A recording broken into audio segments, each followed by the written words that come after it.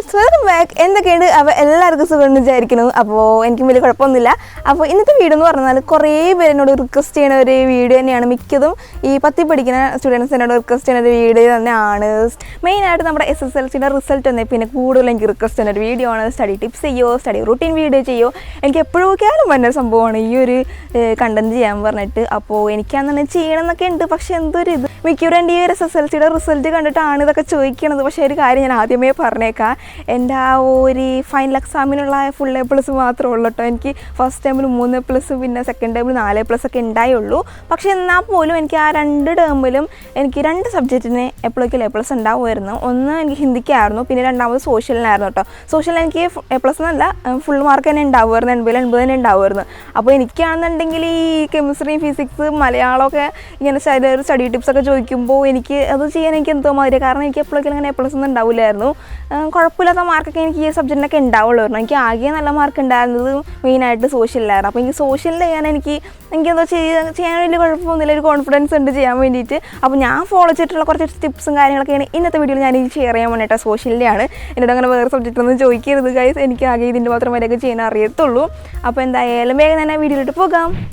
അപ്പോൾ എന്തായാലും ഗൈസ് ഞാൻ നട്ടുച്ചയ്ക്ക് വന്ന് വെയിലത്ത് നല്ല വേർത്തും കുളിച്ചൊക്കെ ഞാൻ വീഡിയോ എടുക്കുന്നത്. അപ്പോൾ എന്തായാലും യൂസ്ഫുൾ ആയിട്ടുള്ള വീഡിയോയിൽ എന്തായാലും ലൈക്ക് ഇപ്പോൾ തന്നെ ചെയ്ത് വെച്ചേക്കാം. അപ്പോൾ എന്തായാലും നമുക്ക് സ്റ്റാർട്ട് ചെയ്യാം. ഫസ്റ്റ് തന്നെ സോഷ്യലി നമ്മൾ മെയിനായിട്ട് ഇങ്ങനെ ഒന്നും പഠിച്ച് തുടങ്ങാത്തവർക്കാണെന്നുണ്ടെങ്കിൽ ആ ബുക്കിൽ ഇങ്ങനെ നിറയെ ഇങ്ങനെ കുറച്ച് പോയിൻ്റ് വലിയ പാരഗ്രാഫൊക്കെ ആയിട്ട് കിടപ്പുണ്ടാവും. ഒരു ഐഡിയ ഉണ്ടാവില്ല എവിടെ നിന്ന് തുടങ്ങണം, എന്തൊക്കെ പഠിക്കണമെന്ന്. അപ്പോൾ അങ്ങനെ നിങ്ങൾ ഇരിക്കുമ്പോഴാണ് നിങ്ങൾക്ക് വേണമെന്നുണ്ടെങ്കിൽ യൂട്യൂബിൽ കുറേ ലൈവ് ക്ലാസ്സും അല്ലാണ്ട് കുറേ യൂട്യൂബ് ചാനലുണ്ടല്ലോ. ഇപ്പോൾ നിങ്ങൾക്ക് തന്നെ അറിയാമായിരിക്കും, കുറേ യൂട്യൂബ് ചാനലുണ്ട്. അപ്പോൾ അതിലിങ്ങനെ ഇമ്പോർട്ടൻ്റ് ആയിട്ടുള്ള പോയിൻറ്റ്സ് എന്തൊക്കെയാണ് അവരിങ്ങനെ പറയും, അത് ജസ്റ്റ് ഒന്ന് മാർക്ക് ചെയ്യുക. അല്ലെങ്കിൽ ഞാൻ ക്ലാസ്സിൽ തന്നെ പോയിട്ട് മിസ്സുകാർ പറയുമ്പോൾ മാർക്ക് ചെയ്തിട്ടുണ്ടെങ്കിൽ അതായാലും മതി കേട്ടോ, വേറെ സീനൊന്നുമില്ല. അപ്പോൾ അത് നമ്മൾ പഠിക്കുക.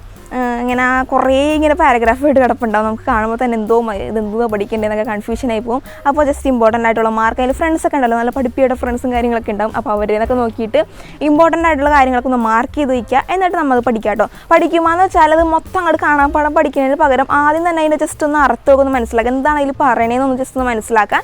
എന്നിട്ട് ഞാൻ പഠിച്ചിരുന്ന കാര്യം മാത്രമേ അതിൽ പറഞ്ഞത്. ചിലപ്പോൾ ഇത് വല്ല പൊട്ടത്തരം കാര്യങ്ങളൊക്കെ ആയിരിക്കും. അങ്ങനെ എന്നൊന്നും പറയരുത്, ഞാൻ പഠിച്ചിട്ടുള്ള കാര്യം മാത്രമേ പറയണത്. അപ്പോൾ ഞാനെന്താണെന്ന് വെച്ചാൽ അതിന് തന്നെ അത് ജസ്റ്റ് ഒന്ന് മനസ്സിലാക്കും എന്താ സംഭവം എന്ന് വെച്ചാൽ.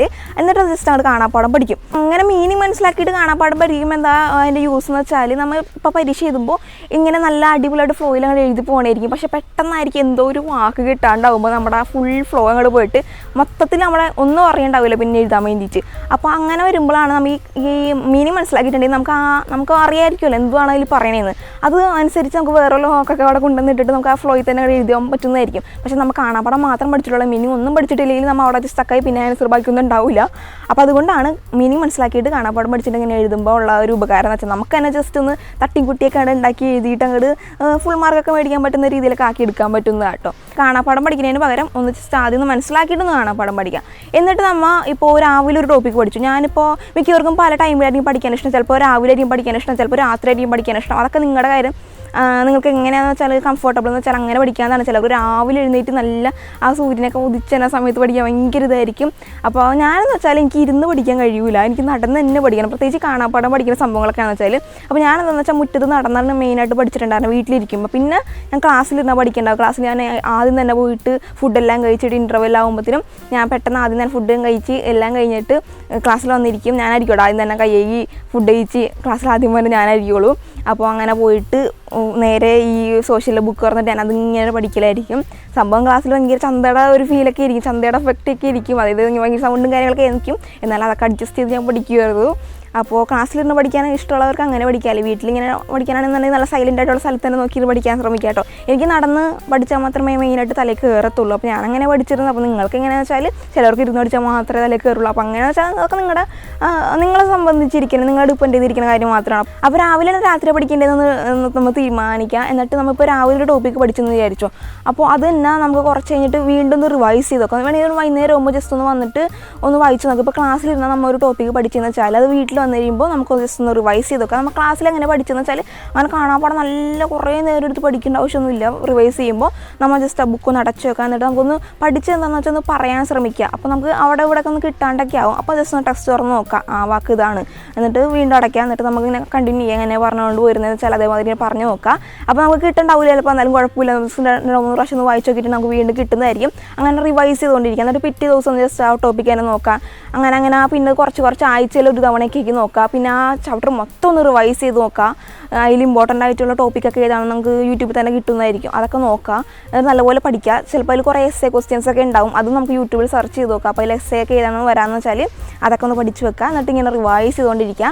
റിവൈസ് ചെയ്താൽ മാത്രം പോരാ, പ്രീവിയസ് ഇയർ ക്വസ്റ്റ്യൻ പേപ്പർ ഭയങ്കര ഇമ്പോർട്ടൻ്റ് ആണ്. പ്രീവിയസ് ഇയർ ക്വസ്റ്റ്യൻ പേപ്പർ നല്ലപോലെ നമ്മൾ ചെയ്ത് നോക്കുക. അപ്പോൾ തന്നെ നമുക്കൊരു ഐഡിയ കിട്ടും ഇങ്ങനത്തെ ക്വസ്റ്റ്യൻ ഇങ്ങനെ ആയിരിക്കും വരാൻ ചാൻസും. പിന്നെ സോഷ്യൽ എന്ന് പറയുമ്പോൾ അങ്ങനെ വേറെ സബ്ജക്റ്റ് തല കുത്തി മറിച്ചൊന്നും ക്വസ്റ്റ്യനൊന്നും വരത്തില്ല, നമുക്ക് മനസ്സിലാവും ഇത് ഇന്ന ക്വസ്റ്റ്യൻ ആണെന്ന്. അതുകൊണ്ട് വലിയ കുഴപ്പമില്ല. മെയിനായിട്ട് പ്രീവിയസ് ഇയർ ക്വസ്റ്റ്യൻ പേപ്പർ നമ്മൾ നല്ലപോലെ ട്രൈ ചെയ്ത് നോക്കുക. അതിൽ തന്നെ നമുക്ക് മനസ്സിലാവും എങ്ങനെയൊക്കെ ആയിരിക്കും വരാൻ ചാൻസ് എന്ന്.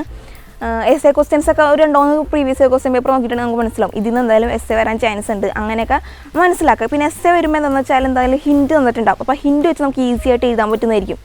അപ്പോൾ ഞാൻ പറഞ്ഞതിൽ ഒരു ചാപ്റ്റർ പഠിച്ചു കഴിഞ്ഞാൽ അതേപാടൊന്നും വിടരുത്. നമ്മൾ പ്രീവിയസ് ഇയർ ക്വസ്റ്റ്യൻ പേപ്പർ എന്തായാലും ചെയ്യുക, റിവൈസ് ഒക്കെ ചെയ്യാൻ മറക്കരുത്. പിന്നെ പ്രീവിയസ് ഇയർ ക്വസ്റ്റ്യൻ പേപ്പർ എവിടെ കിട്ടുമെന്നൊക്കെ പലരും ചോദിക്കാൻ ചാൻസ് ഉണ്ട്. അപ്പോൾ നമുക്കത് ചിലർക്ക് യൂട്യൂബിൽ ഇങ്ങനെ ഡിസ്കസ് ചെയ്യുന്നുണ്ടാവും. അതിനേക്കാളും നല്ല നിങ്ങൾ ഗൂഗിളിൽ സെർച്ച് ചെയ്ത് നിങ്ങൾക്ക് കിട്ടുന്നതായിരിക്കും കേട്ടോ. പിന്നെ ഇങ്ങനെ കുറേ ബുക്കൊക്കെ അവൈലബിൾ ആയിരിക്കും. ഇത് ഞാൻ 10 പഠിക്കുമ്പോൾ മേടിച്ചിട്ടുണ്ടായാണ്. ഇത് എക്സാമിനറിൻ്റെ ഒരു ചെറിയൊരു ബുക്കാട്ടോ. ഇതിൽ ഇങ്ങനെ കുറച്ച് ക്വസ്റ്റ്യൻ പേപ്പേഴ്സും കാര്യങ്ങളൊക്കെ ഉണ്ട്, എല്ലാ സബ്ജക്റ്റിൻ്റെയും കേട്ടോ. അപ്പോൾ ഞാനിത് മേടിച്ചിട്ടുണ്ടായിരുന്നു, ഇതിൽ നോക്കുമായിരുന്നു. പിന്നെ ഞാൻ ഗൂഗിളിൽ തന്നെ നോക്കിയിട്ടൊക്കെയാണ് എടുത്തിട്ടുണ്ടായിരുന്നത്. അപ്പോൾ നിങ്ങൾക്ക് വേണമെന്നുണ്ടെങ്കിൽ ഇങ്ങനെ ബുക്കൊക്കെ അവൈലബിൾ ആയിരിക്കും. അപ്പോൾ അത് മേടിക്കാമെന്നാണ്. അല്ലെങ്കിൽ നിങ്ങൾക്ക് വേണമെന്നുണ്ടെങ്കിൽ യൂട്യൂബിൽ അല്ലെങ്കിൽ ഗൂഗിളിലൊക്കെ നോക്കിയിട്ട് എടുക്കാവുന്നതാണ്.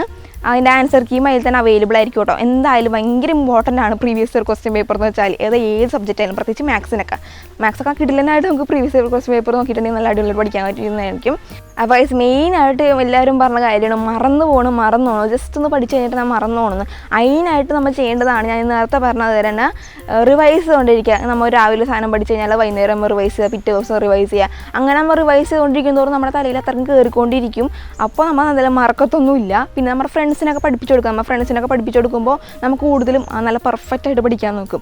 നമ്മൾ എന്ന് വെച്ചാൽ ഒറ്റയ്ക്ക് പഠിക്കുന്നത് നമ്മൾ തട്ടിക്കൂട്ട് പഠിത്തമായിരിക്കും. പക്ഷേ നമ്മൾ ഫ്രണ്ട്സിനൊക്കെ പറഞ്ഞു കൊടുക്കാമെന്ന് വെച്ചാൽ നമ്മൾ നല്ല അടിപൊളിയായിട്ട് പഠിച്ച് നല്ല പെർഫെക്റ്റ് ആയിട്ട് പറഞ്ഞു കൊടുക്കാൻ വേണ്ടി നോക്കും. അപ്പോൾ നല്ലപോലെ അടിപൊളിയായിട്ട് പഠിക്കും. നമ്മുടെ തലേന്ന് പെട്ടെന്ന് അങ്ങനെ പോകത്തൊന്നുമില്ല, നമ്മുടെ തലയിൽ ഇങ്ങനെ സ്റ്റോറേജിൽ ഇങ്ങനെ കിടന്നോളും.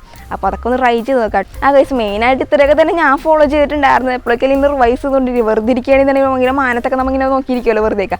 ആ ടൈമിലാണെന്നുണ്ടെങ്കിൽ നമുക്കിങ്ങനെ ഇതിൻ്റെ കോഴ്സസ് വേൾഡ് വാർ ഇങ്ങനെയൊക്കെ ഇങ്ങനെ ഓരോന്ന് ഇങ്ങനെ വെറുതെ മനസ്സിൽ തന്നെ പറഞ്ഞുകൊണ്ടിരിക്കുക. അപ്പോൾ തന്നെ നമുക്ക് തലയിൽ ക്ലിക്കാവും. പിന്നെ അങ്ങനെ പെട്ടെന്ന് അങ്ങനെ മറന്നൊന്നും പോകത്തൊന്നുമില്ല. പിന്നെ ഡേറ്റും കാര്യങ്ങളൊക്കെ പല ക്ലൂ ഒക്കെ വെച്ച് ഇങ്ങനെ പഠിക്കാമെന്ന് കുറേ ഡേറ്റും കാര്യങ്ങളൊക്കെ വരുമല്ലോ, കുറേ റെവല്യൂഷനും കുറേ ആൾക്കാരുടെ പേരും അങ്ങനത്തെ കുറേ സാധനങ്ങളൊക്കെ വരുമല്ലോ. അപ്പോൾ അതൊക്കെ എന്തെങ്കിലും ക്ലൂ ഒക്കെ വെച്ച് നിങ്ങൾ പഠിക്കാവുന്നതാണ്. റിവൈസ് ചെയ്യാൻ മറക്കരുത്, പ്രീവിയസ് ഇയർ പേപ്പർ നോക്കാനും മറക്കരുത്. ഇതാണ് മെയിനായിട്ടുള്ള കാര്യം എന്ന് പറയുന്നത്. പിന്നെ അർത്ഥം കൂടി ഒന്ന് മനസ്സിലാക്കട്ടെ, അല്ലെങ്കിൽ നമ്മൾ ആകെ പോയി ഒരു വാക്കിയിട്ടില്ല, മൊത്തത്തിൽ പോയി. അപ്പോൾ അതുകൊണ്ട് അതൊന്ന് ശ്രദ്ധിക്കാവുന്നതാണ്. എനിക്ക് ഇത്രയൊക്കെ പറയാൻ അറിയത്തുള്ളൂ. വേറെ കുറേ ടിപ്സൊക്കെ നിങ്ങൾ യൂട്യൂബിലൊക്കെ തന്നെ കിട്ടുന്നതായിരിക്കും. എന്തായാലും ഞാൻ ഫോളോ ചെയ്തിട്ടുണ്ടായതായിരുന്നു. അപ്പോൾ എന്തായാലും എല്ലാവർക്കും യൂസ്ഫുൾ ആയെന്ന് വിചാരിക്കുന്നു. ഇനി എന്തെങ്കിലും ഡൗട്ടും കാര്യങ്ങളൊക്കെ ഉണ്ടെങ്കിൽ ഇൻസ്റ്റാഗ്രാമിൽ ചോദിക്കാവുന്നതാണ്. വലിയ സ്റ്റഡി ടിപ്സ് ഒന്നും ചോദിക്കരുത്, കാരണം എനിക്ക് അങ്ങനൊന്നും വലിയ കാര്യമായിട്ട് അറിയില്ല. എനിക്ക് അറിയണ ജസ്റ്റ് പറഞ്ഞതെന്ന് മാത്രമേ ഉള്ളൂ. അപ്പോൾ എന്തായാലും ഇതൊക്കെയാണ് ഇന്നത്തെ വീഡിയോ എന്ന് പറയുന്നത്. എല്ലാവർക്കും യൂസ്ഫുൾ ആയെന്ന് ഇഷ്ടമായെന്ന് വിചാരിക്കുന്നു. അപ്പോൾ എല്ലാവർക്കും ഓൾ ദി ബെസ്റ്റ്. അപ്പോൾ എല്ലാവർക്കും എക്സാമൊക്കെ ഈസി ആയെന്ന് വിചാരിക്കുന്നു. അപ്പോൾ എന്തായാലും അത്രേ ഉള്ളൂ. അടുത്ത വീഡിയോ കാണാൻ. So thank you for watching ആ വീഡിയോ. Bye guys.